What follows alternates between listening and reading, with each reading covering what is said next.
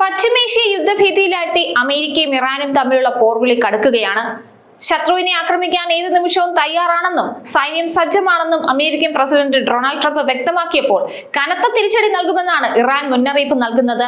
America ഇറാനെ ആക്രമിച്ച ആ ഏറ്റുമുട്ടൽ പശ്ചിമേഷ്യയാകെ വ്യാപിക്കുമെന്നതാണ് ഈ പോർവിളിയുടെ ആശങ്ക വർദ്ധിക്കാൻ കാരണം.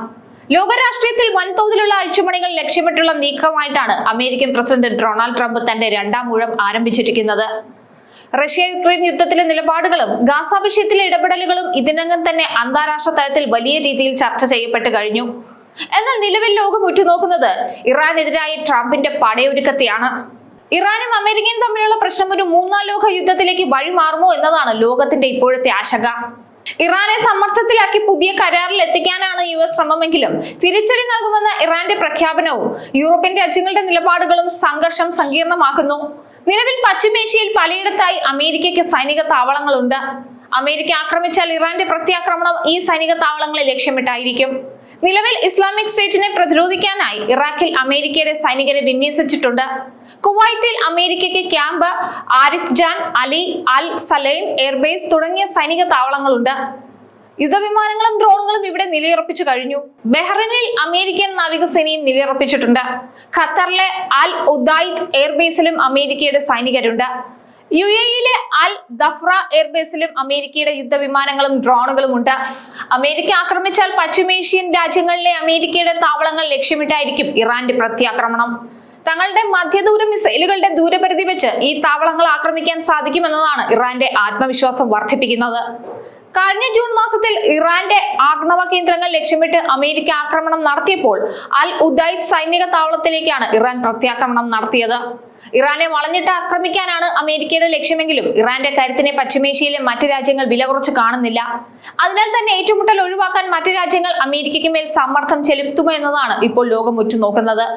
നേരത്തെ സൂചിപ്പിച്ച പോലെ പുതിയ ലോകക്രമത്തിനായുള്ള പടയൊരുക്കത്തിലാണ് US പ്രസിഡന്റ് ഡൊണാൾഡ് ട്രംപ്. പതിവിന് വിപരീതമായി റഷ്യയുടെ യുക്രൈൻ അധിനിവേശത്തിൽ റഷ്യയ്ക്ക് അനുകൂലമായ തീരുമാനങ്ങളും ഗാസയിൽ പാലസ്തീനികളെ ഒഴിവാക്കിയുള്ള പദ്ധതികളും ട്രംപ് മുന്നോട്ട് വെക്കുന്നു. പിന്നാലെ വെനസ്വേലയുടെ പ്രസിഡന്റിനെ തട്ടിക്കൊണ്ടുപോകുന്നു. ഇപ്പോൾ ആണവ പദ്ധതി പുനരാരംഭിക്കുന്നുവെന്ന ആരോപണം ഉയർത്തി ഇറാന് നേരെ തങ്ങളുടെ കപ്പൽപ്പട അയച്ചിരിക്കുകയാണ്. ഏത് നിമിഷവും US സേന ഇറാൻ ആക്രമിക്കുമെന്ന ആശങ്കയിലാണ് ലോകവും.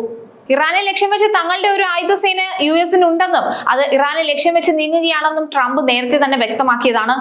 എന്നാൽ അത് ഉപയോഗിക്കേണ്ടി വരില്ലെന്ന് പ്രതീക്ഷിക്കുന്നതായി പറഞ്ഞ ട്രംപ് ഇറാനിലെ പ്രതിഷേധക്കാരെ കൊല്ലുകയോ ആണവ പദ്ധതി പുനരാരംഭിക്കുകയോ ചെയ്യരുതെന്നും ഇറാന് മുന്നറിയിപ്പ് നൽകുന്നു. ഇറാനെ ഭയപ്പെടുത്തി US-ഉമായി ഒരു കരാറിൽ എത്താനുള്ള ശ്രമത്തിലാണ് ട്രംപ് എന്ന് അന്താരാഷ്ട്ര നിരീക്ഷകർ പോലും കരുതുന്നുണ്ട്.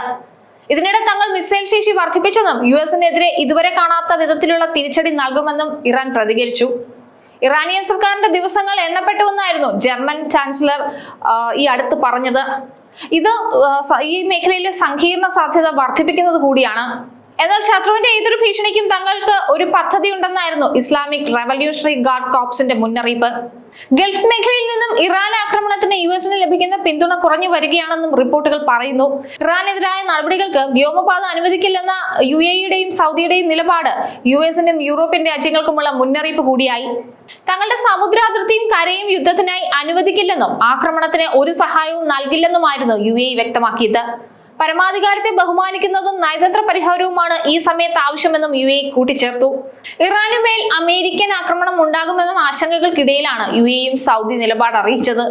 ഏതാണ്ട് 6000 മുതൽ 10000-നിടയിൽ ആളുകൾ ഇറാനിൽ നടന്ന ഭരണകൂട പ്രതിഷേധത്തിനിടെ കൊല്ലപ്പെട്ടതായി റിപ്പോർട്ടുകൾ പറയുന്നു.